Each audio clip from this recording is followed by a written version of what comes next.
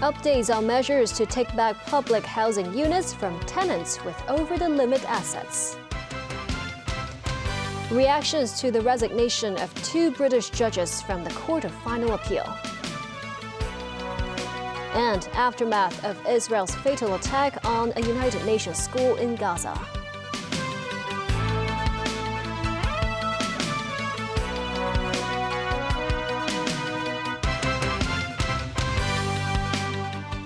Good evening, and thank you for joining us.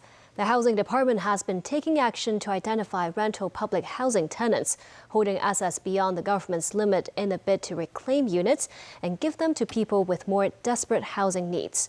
This as the second round of income and asset declaration exercises for public housing tenants wrapped up late last month. Director of Housing Rosanna Law said about 10% of households still haven't submitted their declaration, and authorities will follow up on these cases. Part of the government's efforts to crack down on the abuse of Hong Kong's subsidized housing system is to root out rich public housing tenants through the Public Housing Income and Asset Declaration. Its second round, which began in April and ended in late May, involved 250,000 households. As of Wednesday, authorities received 80% of them, or 220,000 declarations. Speaking in a radio program, Director of Housing Rosanna Law said they will phone the remaining tenants or send officers to their flat to understand why they did not declare their income and asset values. She stressed their public housing units can be taken back if they deliberately evaded submission. Law noted these late submissions are already on the government's radar and that public housing tenants should remember the unit is not their personal asset, but valuable asset of the community. In this second round of declarations, some 1,200 households voluntarily returned their public housing flats to the government. Between last year and mid-March, around 2,700 units have been reclaimed, of which 450 have been surrendered by households from the first stage of asset declaration. Law added there are some tip-offs over tenants' alleged properties in the mainland. She said mainland authorities have been cooperating with them on their tracing work. They include investigations on ownership of cars parked at public housing estates.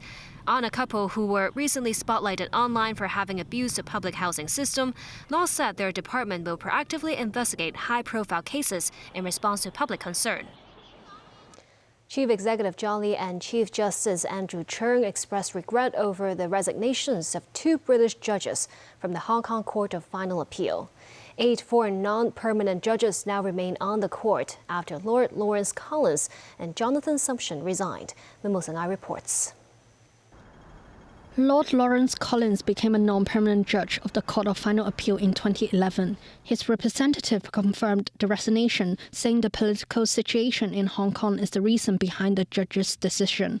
But Collins was also quoted as saying he continues to have the fullest confidence in the court in Hong Kong and the total independence of its members. Lord Jonathan Sumption became a non-permanent judge in 2019. In a statement, Chief Executive John Lee expressed regret at resignations. In response to Collins' mentions of the political situation in the city, Lee stressed on the human rights and freedoms enjoyed by the citizens in accordance with the law. He said it did not change the fact that the court exercises its independent judicial power free from any interference. The CE added the only difference is that national security is now better safeguarded. Chief Justice Andrew Cheung also expressed his regret at the departure of the 2 British judges. Cheung reiterated the judiciary's commitment to upholding the rule of law and judicial independence in Hong Kong guaranteed under the Basic Law. He said the resignations will not affect the operations of the Court of the Final Appeal. Final appeals are heard by the full court made up of 5 judges, the Chief Justice, 3 permanent judges, and 1 non-permanent judge. Among the 8 remaining overseas non-permanent judges, 3 are British, 4 are Australian, and 1 is Canadian. Executive Council member and Senior Counsel Ronnie Tong said 8 non-permanent judges are sufficient. He said the government could review the concept of non-permanent judges. If a judge cannot withstand political pressure, then he better not sit on a Court of Final Appeal, because we don't actually need such judges. We need judges who are robust, who can stand up to pressure and maintain their independence. Tong added non-permanent judges help to realize the one country, two systems principle, which is a noble task for them to do. He hopes the judges can continue to do so. News 9, TVB News. 2 men and a woman were arrested last night at Hong Kong Stadium on suspicion of insulting the national anthem ahead of a football match. They have been released on bail after being detained overnight and have to report to the police next month. The trio were arrested at the Asian qualifying match for the 2026 FIFA World Cup, where Hong Kong team played against Iran on home turf. Sources say one of them, a 31-year-old man, did not stand up when the anthem was played before the game started. Another 18-year-old man and a 30-year-old woman turned their head aside. In the first case of conviction under the National Anthem Ordinance, a man was sentenced to 3 months behind bars in 2021 for waving the colonial flag during Olympic fencing gold medalist Aga Cheung's live-streamed award presentation ceremony.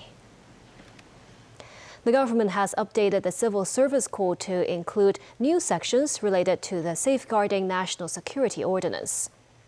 In the circular issued to all civil servants, the Civil Service Bureau said the revised code will take effect immediately. It spells out the constitutional order of the Hong Kong SAR, the constitutional roles and responsibilities of civil servants as members of the executive authorities. It also listed 12 core values that government workers should uphold. They include upholding national security and political neutrality. Secretary for Civil Service Ingrid Yeung said the government will promote and include it in civil servants training in phases. United Nations agencies have condemned an Israeli airstrike on one of UN schools in central Gaza, which was used as a shelter for the disabled. At least 33 Palestinians, including 3 women and 9 children, were killed. Israel's military, the IDF, said it was a precision strike that took out fighters from Palestinian groups Hamas and Islamic Jihad. Naswi Karim has more. Gaping holes and rubble. This is what's left of the Al-Saadi school in Nusayrat in central Gaza after an Israeli strike on the building run by the United Nations Relief and Work Agency, or UNRWA, killing at least 33 people, including women and children. Maha Issa said her father was hit directly by a missile. She said she also lost an uncle and 2 cousins. 180 UN buildings have been destroyed during the war, with 440 lives lost. It's another horrific day for the people of Gaza. Today, yet another UNRWA school has come under attack. We estimate that in that school, which was used as a shelter for displaced people, among them many women and children, 6,000 people were sheltering at the building when the Israeli forces have attacked it. Tuma said they are shocked by Israeli claims that Hamas and Palestinian Islamic Jihad were using the school to organize attacks against Israeli forces. The IDF spokesman Daniel Hagari said they waited until civilians were absent from the building.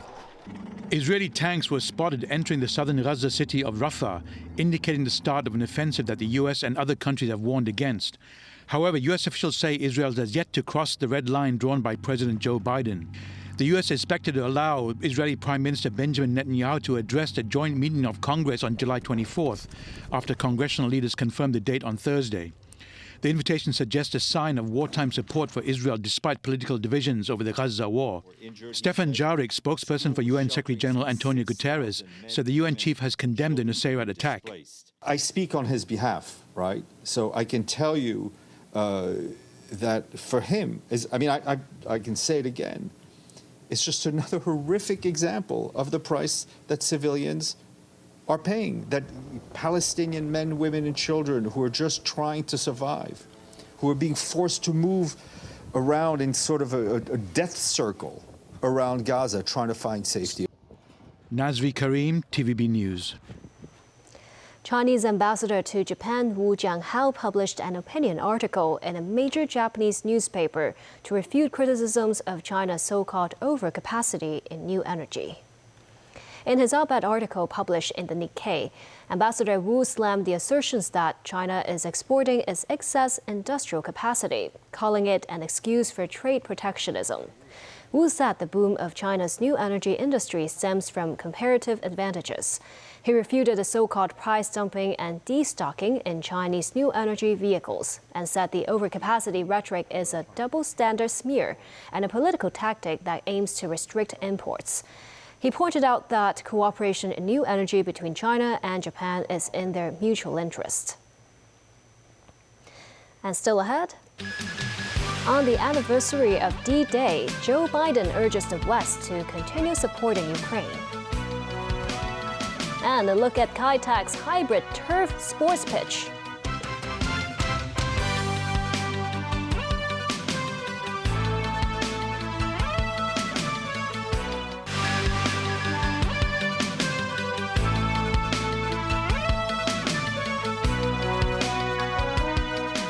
Welcome back. In France, world leaders joined an international ceremony to commemorate the 80th anniversary of D-Day on Thursday, the day that turned the tide of World War II, paving the way for the eventual defeat of Nazi Germany. Tracy Furness reports. French President Emmanuel Macron and his wife Brigitte greeted world leaders and royalty on Omaha Beach Thursday for a ceremony to commemorate the 80th anniversary of D-Day. In attendance were Britain's Prince William and Dutch King Willem-Alexander and Queen Maxima, Ukrainian President Volodymyr Zelensky and his wife Zelenska, as well as US President Joe Biden and his wife Jill. The ceremony included a children's choir and parachute jumps. As veterans looked on, emotions ran high as this 99-year-old veteran hugged Ukrainian leader Volodymyr Zelensky. Oh, you're the savior of the people.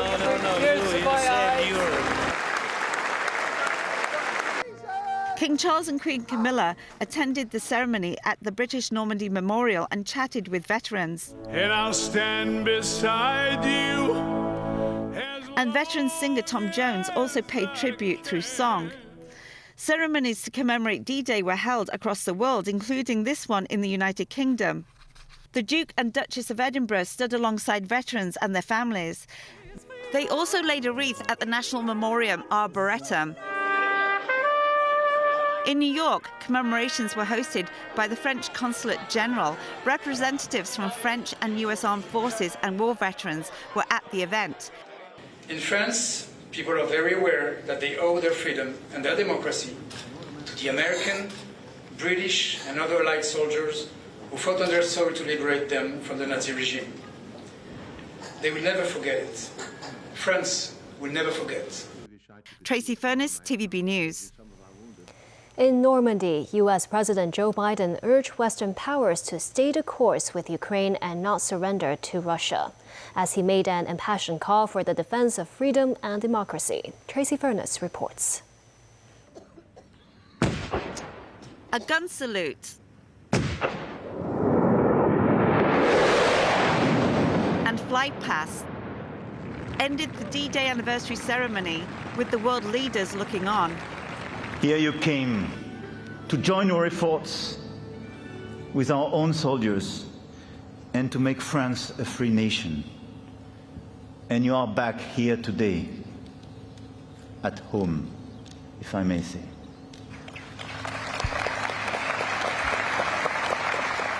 Lancer une nouvelle coopération. Leaders took the opportunity to discuss present-day issues while in France, such as the support for Kyiv since the Russian invasion of Ukraine more than 2 years ago. President Macron said they will supply Ukraine with fighter jets. Macron said France will announce the transfer of the Mirage 2000.5 French fighter jets that will allow Ukraine to protect its soil and its airspace. There will also be a pilot training program. And US President Joe Biden called for the defense of freedom. To surrender to bullies, to bow down to dictators, is simply unthinkable.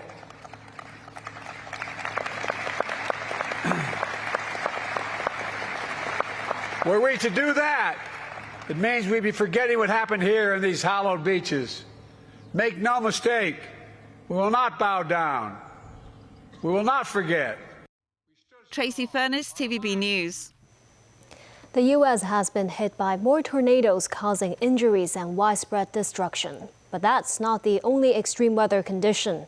Much of California is baking with dangerously high temperatures that could bring health risks. 27 million people are under heat warnings. This report from NBC News.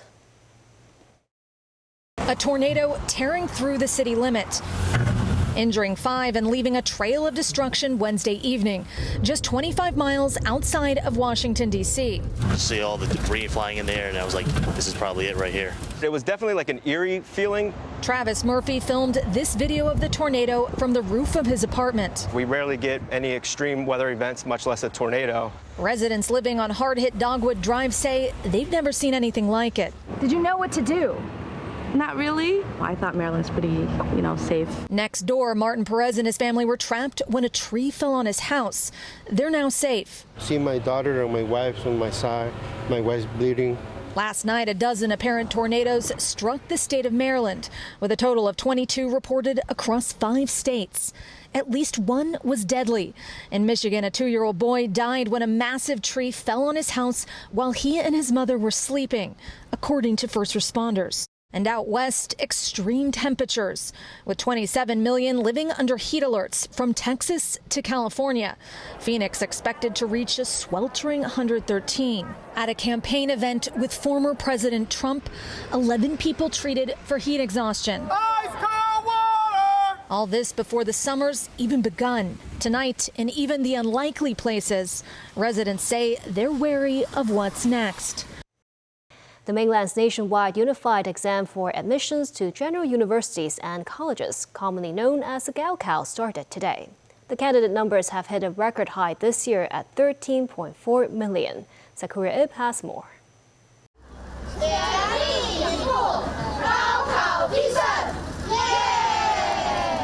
The first exam was Chinese language. In Guangzhou, some students had their best cheering team, their parents. They were wearing red shirts to bring good luck, hoping the children will make a good start to the exam battle. Some prepared props, wishing their children can pass the test with flying colors. One of the parents said it's important to show their support. For decades, the exam has been a life-changing opportunity for young people of different generations to help lay the foundations of a good future for themselves. Telephone and network signal are blocked in the exam area over the examination period. Renovation work and other activities that could generate noise are also suspended. In Beijing, candidates and their parents headed to the exam venue under a drizzle.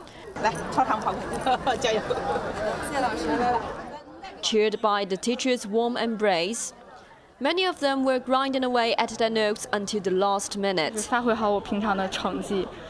This candidate said her parents didn't put too much pressure on her.